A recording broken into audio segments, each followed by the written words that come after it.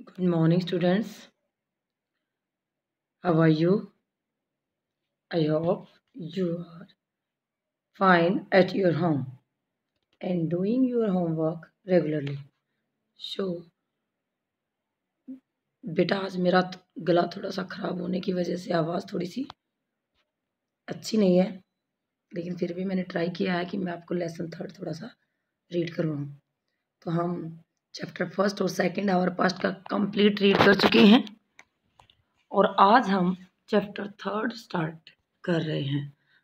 The chapter name is Delhi सल्तनत। Means Delhi जो हमारी आज की इंडिया की कैपिटल है, उस दिल्ली सिटी को कब इम्पोर्टेंस मिली, कैसे मिली और वहाँ पर कब कब किन किन रूलर ने अपना रूल किया था।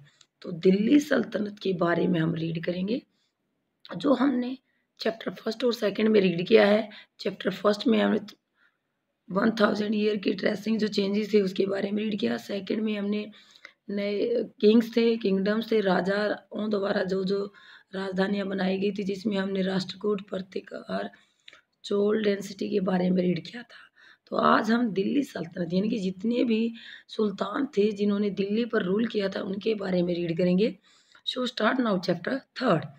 In chapter 2, we saw that region like the Kaveri Delta became the center of large kingdom. हमने सेकंड चैप्टर के अंदर क्या रीड किया था कि जो कावेरी डेल्टा था जिसके आसपास चोल डेंसिटी का कंट्रोल था, तो वो कैसे एक लार्ज किंगडम के रूप में या सेंटर के रूप में उभरा था। Did you notice that there was no mention of a kingdom with Delhi as it capital.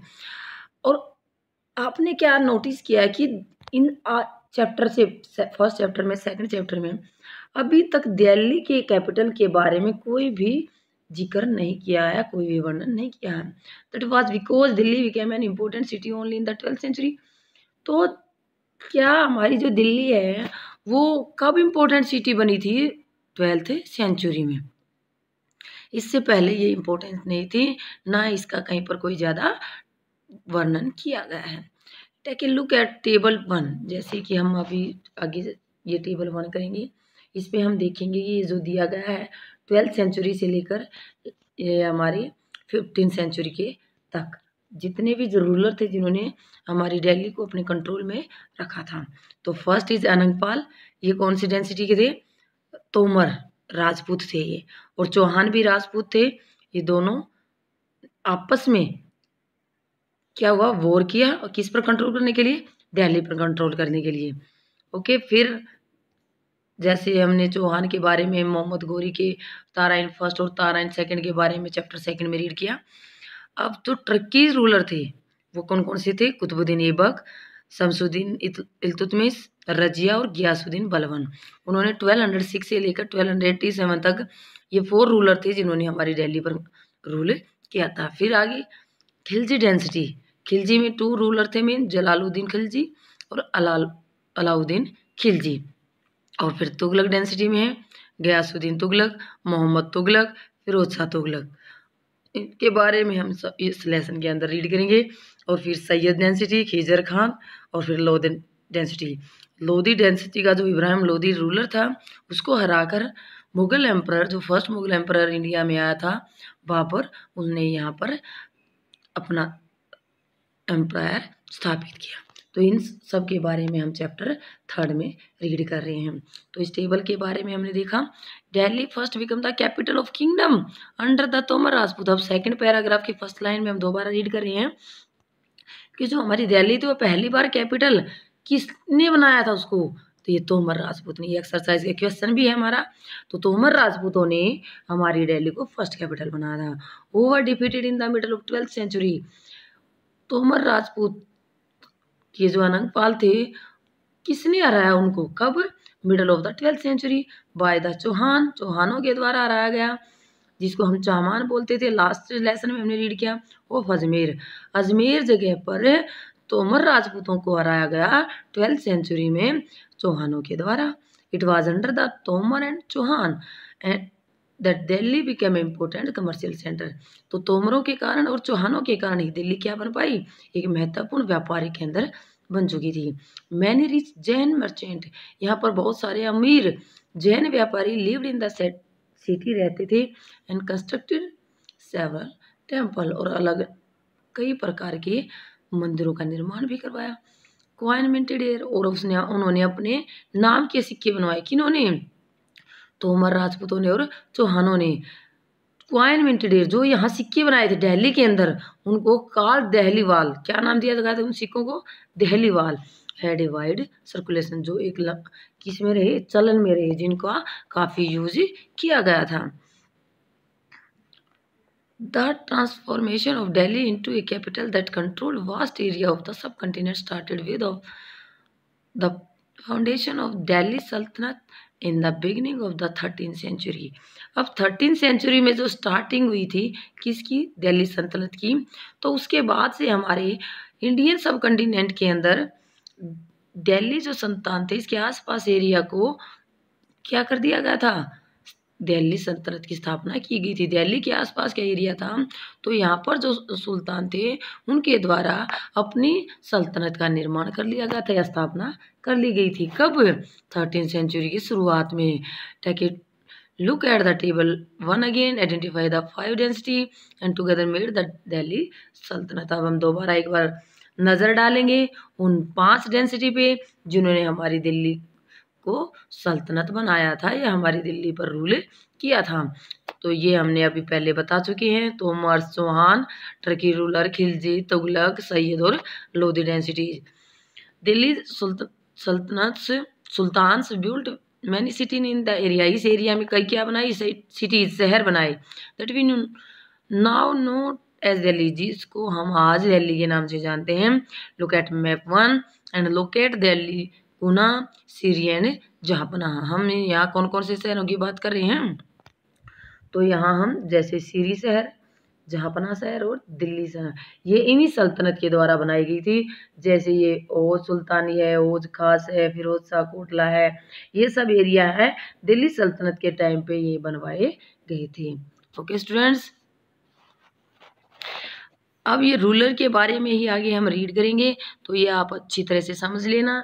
ये क्या है? हमारे खिलजी डेंसिटी, ये हमारे है तुगलक डेंसिटी, ये हमारे क्या है? Early Turkey.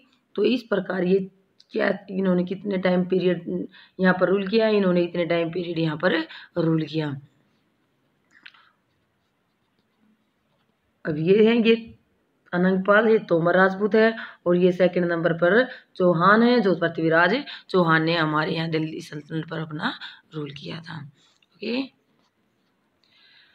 Finding out about the Delhi सल्तनत। अभी हम किसके बारे में रीड करेंगे? दिल्ली सल्तनत के बारे में रीड करेंगे। Although inscription, coin, architecture provide a lot of information, हमें ज़्यादा जानकारी अपने आवर पास्ट के बारे में या हिस्ट्री के बारे में कहाँ से मिलती है? इंस्क्रिप्शंस, अभिलेखों के द्वारा, सिक्कों के द्वारा और चित्रों के द्वारा ज़्यादा इन्फॉर्मेशन मिलती है। स्पेशली वैल्यूएबल आर हिस्ट्रीज, जो मुख्य रूप से कौन सी चीज़ वैल्यूएबल है? ये सब चीज़ें जो हमें क्या देती है? इन्फॉर्मेशन देती है, बहुत ही वैल्यूएबल है। किसके लिए? हिस्ट्री के लिए। तारीख सिंगुलर रूप में यूज़ किया गया है और तवारीख यहाँ प्लूरल रूप में यूज किया गया है, जिसको हम इतिहास या हिस्ट्री बोल सकते हैं, क्योंकि हिस्ट्री को हम तारीखों से जोड़कर याद रखते हैं या इनको लिखा गया है। तो आपने यहाँ समझना है, सिंगुलर वर्ड तारीख है और प्लूरल वर्ड तवारीख है, तो इसको बिल्कुल ध्यान देना, कई बार ये पूछा जाता है। कौन सी लैंग्वेज में लिखा गया था? Written in Persian language of the administration under the Delhi Sultanate. Delhi सल्तनत के टाइम पर यहाँ फारसी लैंग्वेज का यूज किया जाता था प्रशासन के कार्यों को करने के लिए। लुक एट 4 पिक्चर, ये क्या है? यहाँ पर दिखाया गया है 4 स्टेज बताई गई हैं मेकिंग ऑफ मैन्युस्क्रिप्ट्स, जो आप 6th क्लास में रीड कर चुके हैं कि मैन्युस्क्रिप्ट्स क्या होती हैं। मैन्यू मीन्स हैंड, स्क्रिप्ट में लिखना, हाथ के द्वारा लिखी हुई कुछ चित्र हैं ये, और इनकी कैसे लिखी जाती थी, इनकी 4 स्टेप दी गई हैं। जैसे कि फर्स्ट स्टेप यहाँ प्रिपेयरिंग ए पेपर, सबसे पहले पेड़ की छाल का क्या बनाते थे? पेपर बनाते थे। फिर इसके ऊपर क्या लिखते थे? राइटिंग द टेक्स्ट, फिर उसके लिखा जाता था। फिर third step melting gold to highlights importants words and passage, कुछ इंपॉर्टेंट वर्ड को शो करने के लिए, पैसेज को शो करने के लिए गोल्ड को मेल्टिंग करके, पिघलाकर, गर्म करके उसके नीचे उसको हाईलाइट किया जाता था, अंडरलाइन किया जाता था। ये मेल्टिंग करने का काम किया जा रहा है। तो लास्ट है प्रिपेयरिंग द बाइंडिंग, और लास्ट में जो पेज है सबको बाइंड किया जाता था, एक किताब बनाई जाती थी। ये 4 स्टेप हैं। जैसे ये हाईलाइट के बारे में बताया, जैसे आजकल हम बुक के अंदर, नोटबुक के अंदर किसी अदर कलर से हम उसको अलग से अंडरलाइन कर लेते हैं, वो क्या है, हाईलाइट से। ओके स्टूडेंट, ये क्या किया जा रहा है, बाइंडिंग का वर्क किया जा रहा है। ये ऊपर फर्स्ट स्टेप है जो हमारी, ये प्रिपेयरिंग द पेपर, और सेकंड लिखने का काम किया जा रहा है। The Arthur of Tariq were learn man, जो आर्थर थे, लेखक थे, जो इतिहास को लिखते थे, वो पढ़े लिखे थे। सेक्रेटरियर थे, एडमिनिस्ट्रेटर थे, पोइट थे और काउंटरीज थे, यानी कि जो सचिव होते थे राजाओं के, प्रशासन को संभालने वाले प्रशासक थे, पोइट कवि थे और दरबारी थे।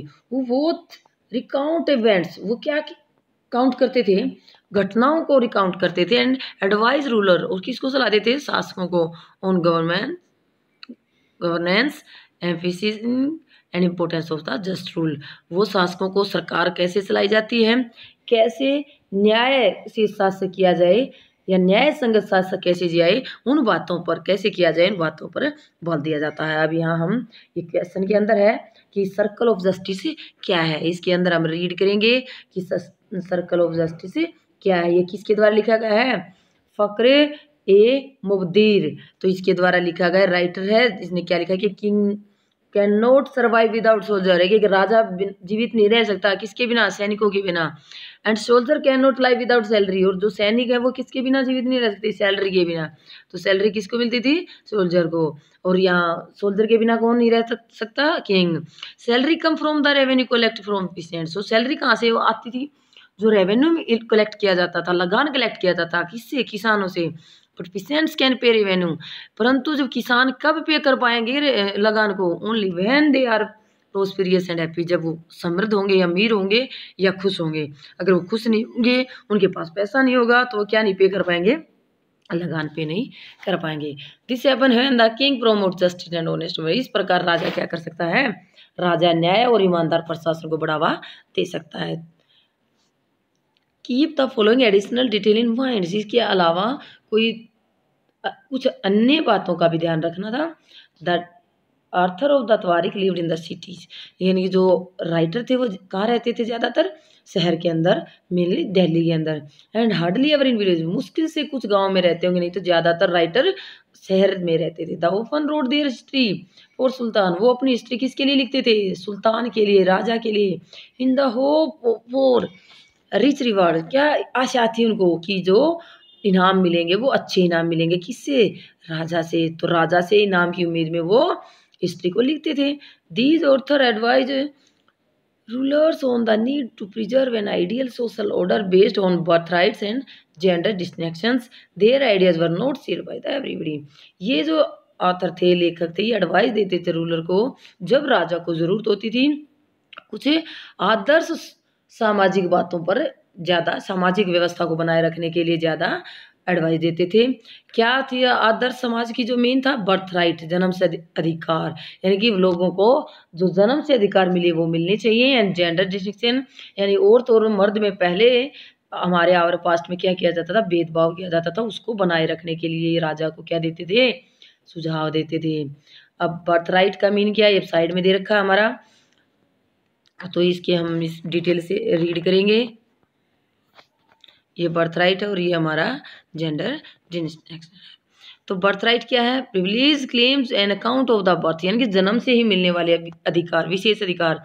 एग्जाम्पल के तौर पर people believe that noble inherited their right to grow one govern because they were born in certain family, यानी कि जिस परिवार में वो पैदा हुए उस परिवार की जो प्रॉपर्टी है विरासत में उनको मिलनी चाहिए।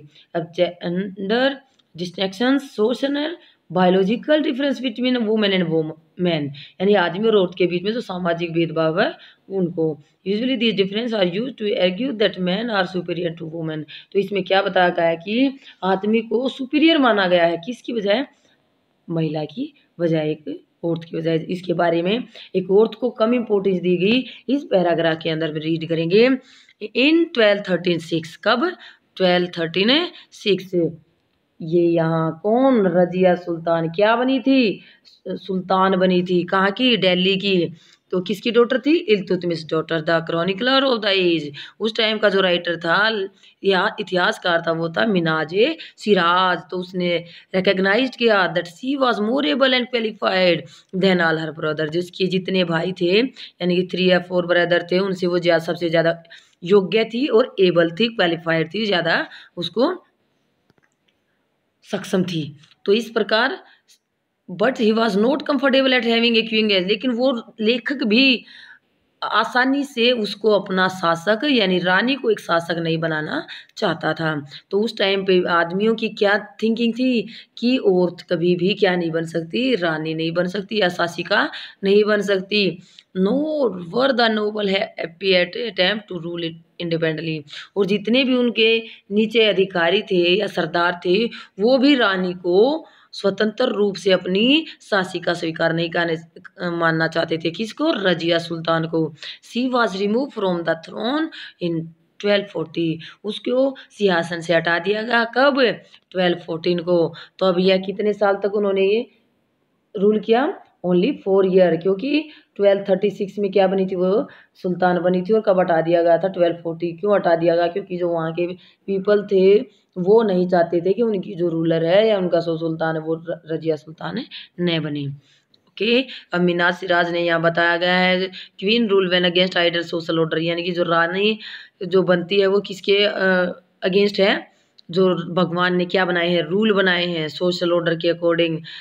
इसमें कहीं लेडीज के बारे में यहाँ जिक्र किया गया है। तो यहाँ रमा देवी क्वीन के बारे में, रुद्र रमा देवी 1262 में। फिर ये कार्तिक डेंसिटी की एक रानी के बारे में बताया गया है। तो इस प्रकार उस टाइम की जो एक अनदर क्वीन थी दीदा रूलर कश्मीर 1987 था। तो कुछ जो वुमेन रूलर थी उनके बारे में यहाँ बताया गया है। अब हम रीड करेंगे from garrison town to empire the expansion of the Delhi Sultanate. कैसे उन्होंने दिल्ली के बाहर के एरिया पर भी अपना कंट्रोल बनाना चाहा या विस्तार करना चाहा। तो वो कंट्रोल उन्होंने कहाँ से स्टार्ट किया था, गैरिसन सिटी से लेकर अपने पूरे सल्तनत को एम्पायर तक कैसे साम्राज्य को बढ़ाया। तो स्टार्टिंग में ये यहाँ पर कुछ इस एरिया पर उन्होंने अपना रूल किया था। तो धीरे धीरे इन्होंने अदर पार्ट पर भी अपना कंट्रोल शुरू कर दिया था। तो ये जो हमारा पाकिस्तान और हिंदुस्तान है दोनों से मिलकर उन्होंने यह जो एरिया था इस पर अपना रूल किया था। अभी हम यहाँ जैसे स्टार्टिंग में किया गैरिसन और हिंटरलैंड क्या थे।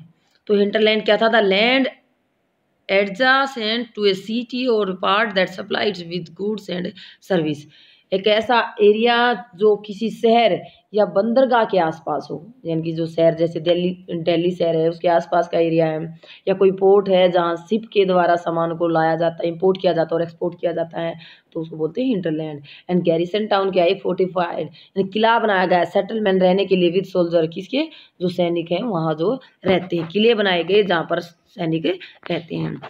In the early 13th century, the control of Delhi Sultan rarely went beyond a heavily fortified town occupied by garrison।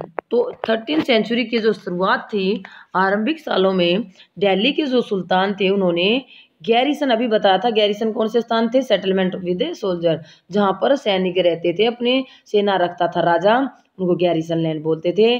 तो उन्होंने उनके अलावा जो एरिया उनके कंट्रोल में था, जैसे हमने में देखा, इन एरिया के अलावा अदर एरिया पर कंट्रोल करने के लिए the Sultanate seldom control hinterland of the city and were therefore dependent upon trade, tributes and plunder for supplies। इस प्रकार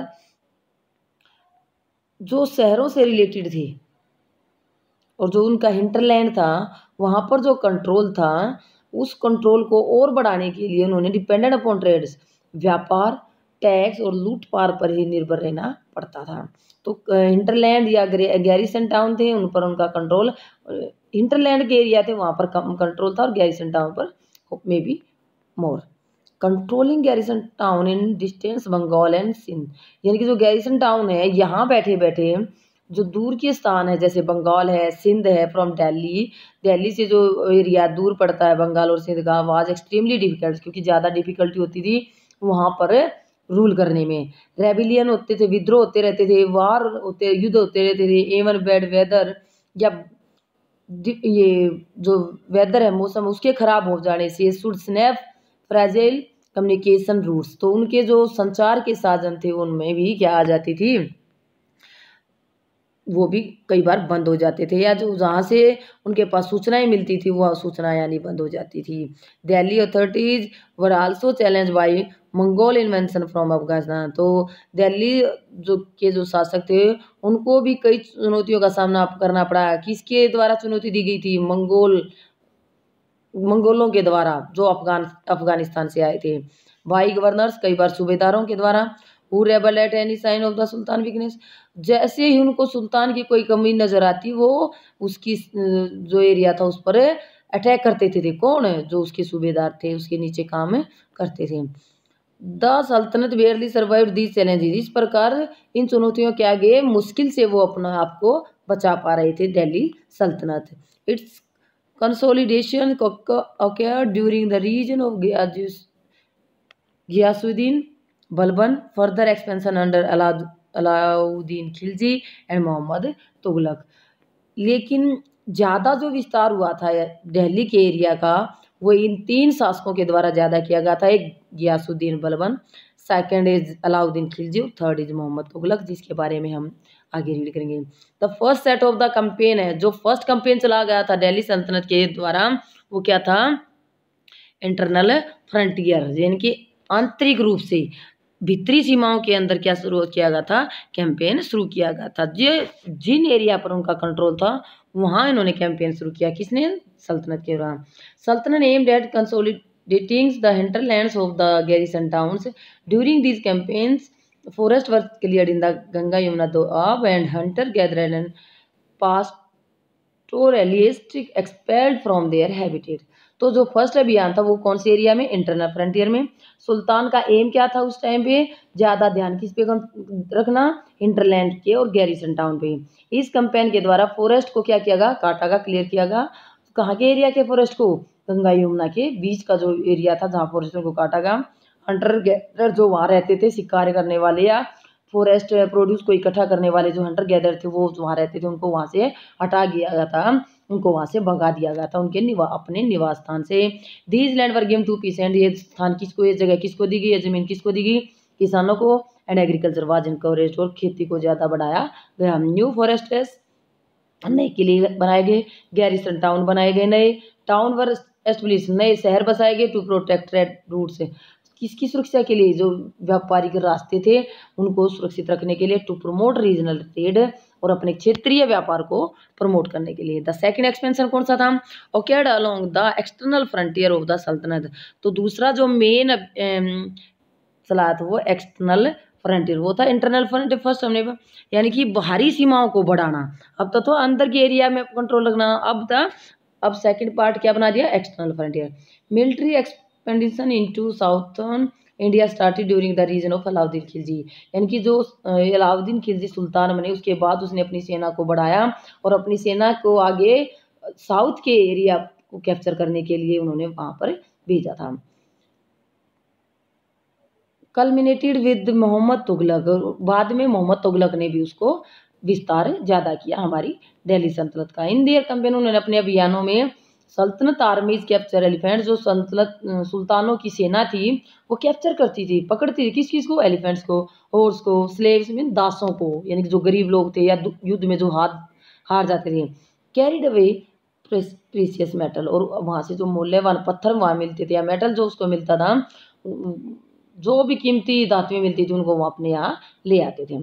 bye the end of the Muhammad Tughlaq reign, जो मोहम्मद तुगलक का रीजन है, 150 ईयर्स आफ्टर, 1000 साल बाद, समवट हम्बल बिगिनिंग, जो शुरुआत के 150 ईयर थे पहले, जो उसकी सेना कमजोर थी स्टार्टिंग में, लेकिन बाद में उसकी सेना क्या थी?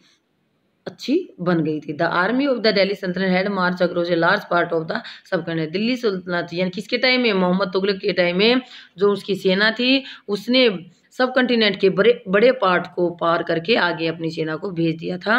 दे आर डिफीटेड राइवल आर्मी, उन्होंने बहुत सारी आर्मी को हराया। सीज सिटीज, शहरों को सीज कर दिया, सील कर दिया। एंड सल्तनत कोलेक्ट टैक्स, उन एरिया जो उन्होंने कैप्चर किए थे, अपने कंट्रोल में किया था, वहाँ से क्या कलेक्ट कर रहा था, टैक्स कर रहे थे फ्रॉम द पीसेंट्री, किसानों से। डिस्पेंस जस्टिस इन इट्स रिलाम, और वहाँ का जो झगड़े होते थे उनका न्याय कौन करता था, उसके जो सूबेदार होते थे वो करते थे। But how complete and effective was it control over such a vast territory, इतने बड़े एरिया पर क्या पूरी तरह से नियंत्रण कर पाए थे या पूरी तरह से इफेक्टिव था। तो अभी हम यहाँ ध्यान देते हैं कि जो मोहम्मद तुगलक था उन्होंने कैसे इस कंप्लीट एरिया पर, पहले यहाँ का एरिया जैसे हमने फर्स्ट मैप में देखा था, जो एरिया पाकिस्तान और हिंदुस्तान या गंगा यमुना या इंडस रिवर इनके आसपास का एरिया था, यहाँ पर इनका कंट्रोल था। लेकिन कैसे उन्होंने यहाँ अपने एरिया को बढ़ाया, जैसे यहाँ से लेकर यहाँ तक या ऊपर गुजरात तक, फिर इस प्रकार से उन्होंने अपने एरिया को बढ़ाया था। तो ये सारा एरिया किसका है, मोहम्मद तुगलक का, जिन्हें साउथ में अपनी सेनाओं को भेजा, यहाँ पर कंट्रोल कर लिया। तो अब ये पिक्चर फिगर 2 देखें, ये सब अब सबको पता होगा, ये हमारी कुछ मस्जिदें हैं, ये दिल्ली में आप जाकर घूमकर देख सकते हैं। और अब ये मस्जिद, मॉस्को इज कॉल्ड मस्जिद, जो हमारे मुस्लिमों के द्वारा बनाई गई अपने धर्म के लिए अरबी शब्द है जिसको हम मस्जिद कहते हैं। लिटरली ये पैलेस वेरी मुस्लिम, जो वहाँ के मुस्लिम लोग हैं वो आकर अल्लाह के रूप से वहाँ पर इबादत करते हैं, पूजा करते हैं। तो ये मस्जिद के बारे में दिया गया है। फिगर 3 में यहाँ ये जो दिया गया है, ये बेगमपुरी मॉस्को है, ये मोहम्मद तुगलक के द्वारा बनाई गई थी। तो ये सब हम ये मुस्लिमों के द्वारा जो जो यहाँ मेन स्थान बनाए गए हैं। जैसे ये फिगर 4 मोट की मस्जिद, जिसमें ये मस्जिद 4 के बारे में बताया गया है। तो ये क्या है, मोट की मस्जिद है, ये सिकंदरा लोधी के द्वारा बनाई गई थी, इज मिनिस्टर। और 4 ये क्या है हमारी फिगर 5 मॉस्क ऑफ जमाली कमाली। तो ये कौन सी है, जमाली कबाली थी, जो कब बनाई गई, 1520 के अंदर बनाई गई थी। तो आज हम इतना ही करते हैं बेटा, वीडियो को ध्यान से सुनना है और अच्छी तरह से लेसन को समझना है। Okay students.